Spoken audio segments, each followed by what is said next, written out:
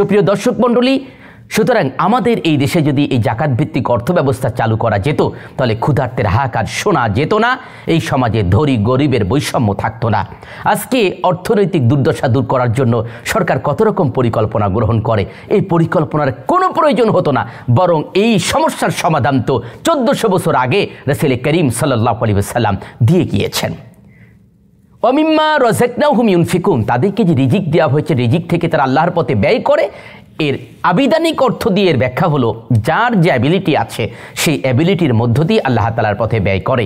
আর বলা হয়ে থাকে দান বিপদ দূর করে, অর্থাৎ এই জাতীয় সাদাকা আমাদের যাবতীয় বিপদ মুসিবত থেকে হেফাজত করে। আল্লাহ তাআলা মুত্তাকিদের এই 3টি গুণ, গয়বের উপরে ঈমান আনা, নামাজ কায়েম করা এবং আমাদেরকে যে রিজিক দেওয়া হয়েছে সেই রিজিক থেকে আল্লাহ তাআলার পথে ব্যয় করা, এই 3টি আমল করে আমাদের সকলকে মুত্তাকি হিসেবে কবুল করুন। আমিন। ওয়াসসালামু আলাইকুম ওয়া রাহমাতুল্লাহি ওয়া বারাকাতুহু।